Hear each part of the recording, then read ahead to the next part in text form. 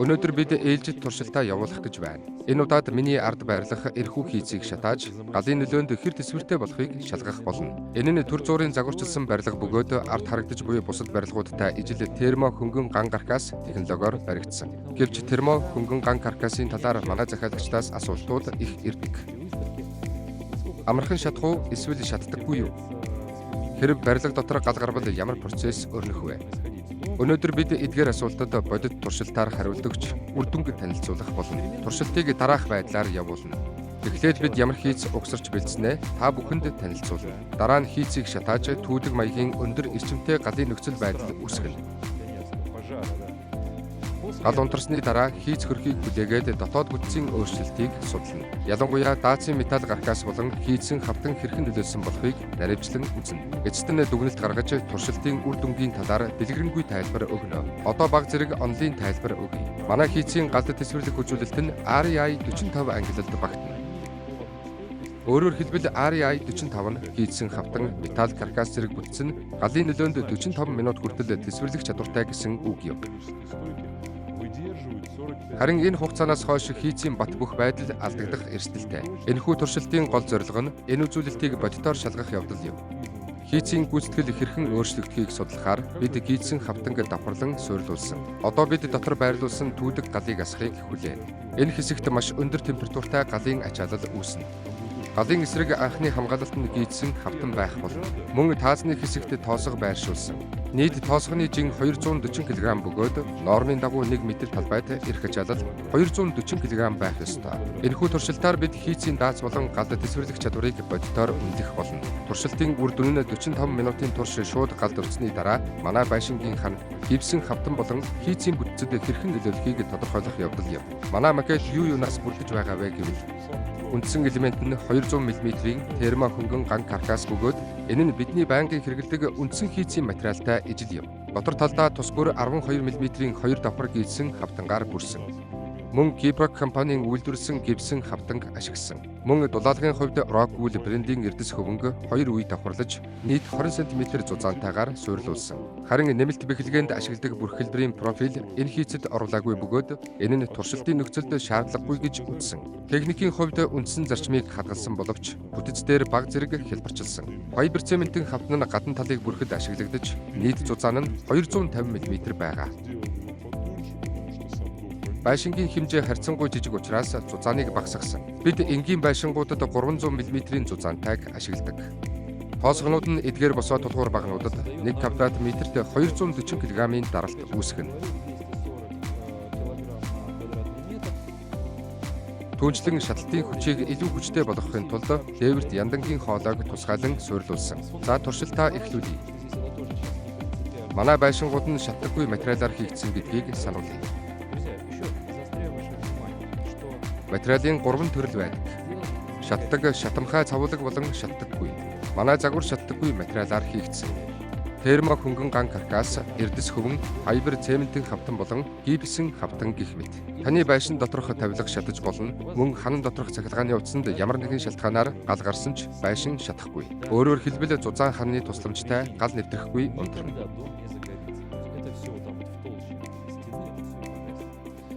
Одоо би гал асаах гэж байна. Туршилтыг эхлүүлье.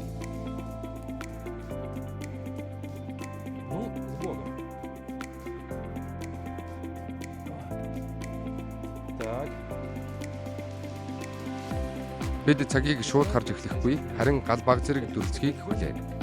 Учир нь одоо гал тийм ч хүчтэй биш байна. Бид ойролцоогоор 5 минутын дараа цагийг эхлүүлж, туршилтаа явуулж эхлэе гэж бодож байна.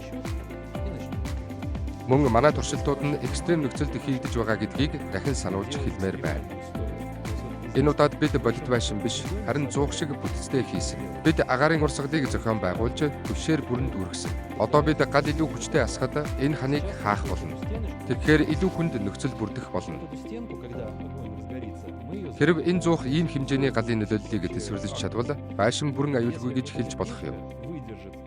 Хамгийн муу тохиолдолд зөвхөн буудлын шатах магадлалтай, харин байшинд гал гарсан ч ямар ч асуудал гарахгүй.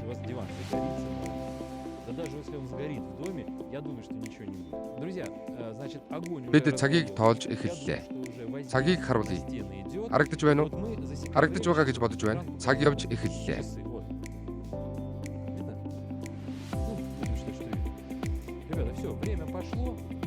Гал улам хүчтэй асахаар бид цагийг хаана.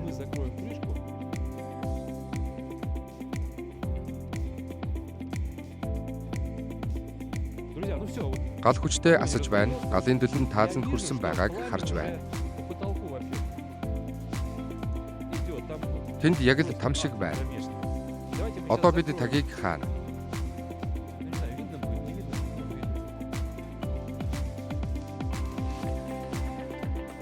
Харагдаж байгаа үгийг мэдэхгүй ч таазанд хүчтэй нөлөөлж байна. Одоо бид ханыг хааж хэрхэн дуусхийг хүлээх болно. Энд одоо хараад байх зүйл байхгүй. Хамгийн сонирхолтой нь гал бүрэн шатаж дуусахад эхлэх болно. Байшинд гал гарсан тохиолдолд мэргэжлийн хүмүүс цонх болон хаалгыг хааж агаарын урсгал үүсгэхгүй байхыг зөвлөдөг. Харин бид туршилтын нөхцөл байдлыг улам хүндрүүлэхийн тулд нэмэлт агаарын урсгал үүсгэх цонх хийсэн. Одоо бид тэнд ямар хэмжээний гал гарч хэрэг халуун байгааг харуулах болно.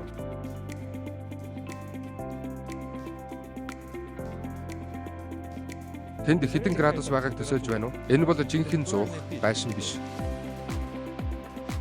Бидний хийж байгаа туршилтын үр дүнг дараа нь 10 хувааж шаардлагатай үр дүнг гаргах боломжтой гэж бодож байна.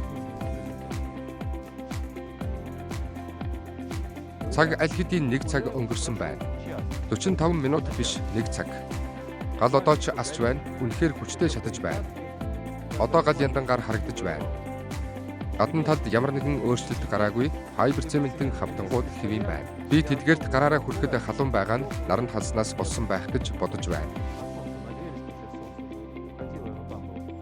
Энэ туршилтыг бид мод бүрэн шатаж, гал өрөө унтарч дуусах үед дуусгах болно гэж бодож байна. Дараа нь бид бүхнийг задлан шинжилж, зургийг авч оруулна. Барилгад ашигласан дулаан тусгаарлагч материалаар галд тэсвэртэй барилгын чанарыг тодорхойлдог. Манай барилгыг термо хөнгөн ган каркасаар хийсэн. Энэ нь тогтвортой галд тэсвэртэй материал юм. Модон байшин, тоосхон болон хөөсөн блоктой байшнуудад ихэвчлэн модон таазны бүтэц хэрэглэгддэг. Хэрэг бид энд модон тааз хийсэн бол миний бодож байгаагаар гал гарснаас хойш 10 минутанд манай дээвэр шатаж бид томоохон хэмжээний гал түүмэр ассан зураг үзэх байсан. Харин энэ тохиолдолд эдгээр таазны бүтцүүд галын тархалтыг барьж бүх зүйл энэ дотор явагдаж байна.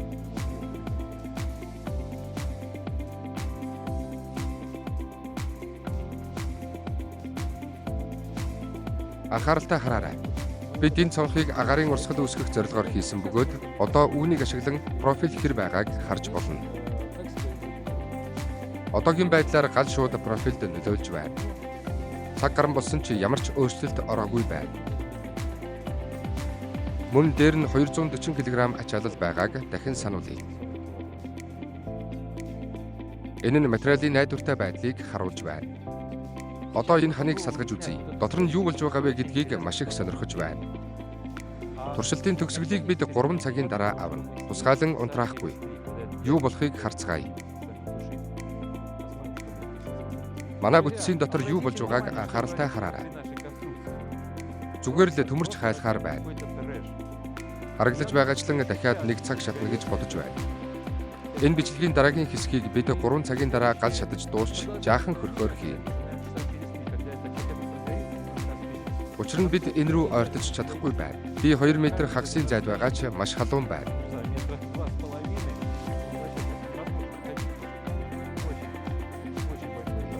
Анхааралтай ажиглаарай. Тааз болон таазны бүтцэд гал хэрхэн нөлөөлж байгааг та бүхэн төсөөлж байна уу? Хэрвээ тийшээ харвал би камераар сайн үзүүлж чадах эсхийг хэлж мэдэхгүй байна. Гэхдээ тэнд гал огт байхгүй, юу ч харагдахгүй байна. Тэгэхээр энэ 250 мм-ийн дулаалга нь галын нөлөөллийг 1 цаг гаруй хугацаанд тэсвэрлэж байгаа. Тэнд юу ч унаж эсвэл гэмтээгүй байна. Харин гийдсэн хавтан нь гэмтсэн байна. Эдгээр хавтангууд дээр гал шууд нөлөөлж байгаа ч тэдгээр нь ч мөн хിവэрэ ямар ч өөрчлөлтгүй, геометрийн хувьд өөрчлөгдөөгүй байна. Манай туршилт дууссан гэж бодож байна. Энэ нь чулуу, модон болон хөөсөн бетон байшингийнхтай харьцуулахад барилгын бүтцийг зөвхөн эерэг талаас харууллаа. Байшингийн модон хан болон таазны бүтц нь ийм нөхцөлд тэсвэрлэхгүй байсан. Бид нөхцөлийг улам хөндрүүлж, дотор нь модоор дүүргэсэн. Бид байшин биш, бараг л зуух хийсэн. Бид термо хөнгөн ган каркасаар зуух хийсэн. Та бүхэн харж байгаа бол геометр нь огт өөрчлөгдөөгүй, ямар нэгэн байдлаар байшинд гал гарч ийм нөхцөл үүссэн ч ямар ч асуудалгүй 50 бичиг баримтаа авч байшингаас гарах хугацаа байх болно. Энэ бүхэн ойролцоогоор 3 цаг 20 минутын турш шатсан. Өөрөөр хэлбэл тодорхой галын нөлөө 3 цаг 20 минут орчим үргэлжилсэн. Үнсэл үлдсэн байна. Бид доторх бүтцийг харуулж, энэ аимшигтай галын дараа каркас хэрхэн харагдаж байгааг харуулахыг хүссэн юм. Тоосхон хөөсөн бетон байшингийн бүтэц, дээврийн систем нь ихэвчлэн модоор хийгддэг бөгөөд модны хэмжээ их байдаг. Тэгэхээр хэрэв энэ бүтэц зарим хэсэгтээ модоор хийгдсэн байсан бол энэ бүхэн шатах байсан гэж бодож байна. Харин тоосхон болон чулуугаар хийгдсэн байшнуудад магадгүй дээврийн систем нь галын аюулгүй байдлын хувьд хамгийн эмзэг хэсгүүдийн нэг байж болно.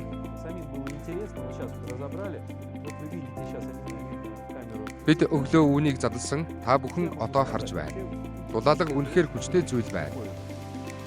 Дулаалганы цаана юу ч болоогүй байна. Энэ файбер цементийн хавтан бүр өнгөнч өөрчлөгдөөгүй, ямар ч өөрчлөлтгүй байна. Энэ дулаалганы галд өртсөн тал ямар ч өөрчлөлт гараагүйг та харж байгаа байх, бараг юу ч болоогүй.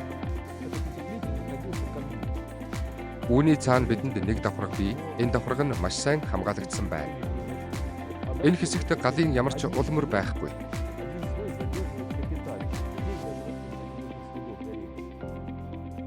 Тэгэхээр бидний гаргасан дүгнэлт бол энэ бүтцийн ажиллах чадвар сайн, маш найдвартай юм.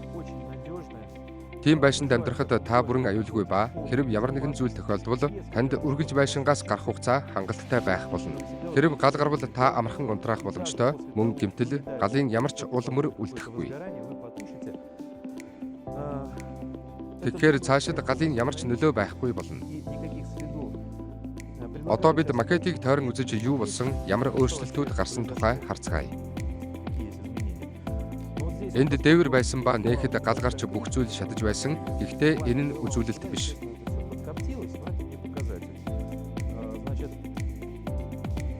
Хэрвээ бид файбер цементийн хавтангуудыг харвал тэдгээр нь огт өөрчлөгдөөгүй. Галын үеэр хурч үзэхэд баг зэрэг халуун байсан. Гэхдээ би тэднийг нарны дулаанаас халсан гэж бодож байна. Дээвэр нь ямар ч геометрийн өөрчлөлтгүй төгс хിവэрэ байна. Мөн өмнө нь хэлж байсанчлан энэ 250 мм-ийн зузаан дулаалга нь галын эсрэг маш хүчтэй хамгаалалт юм. Найзуудаа, энд юу ч 3 цаг шатсан гэхгүй, ямар ч улмөргүй байна.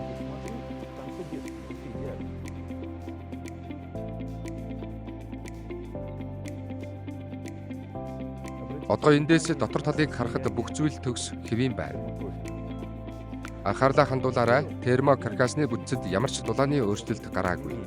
Камераар харагдаж байгаа эсхийг мэдэхгүй байна. Эдгээр хар толбоо нь гал болон модны давхаатай холилдсон утааны ул мөр байна.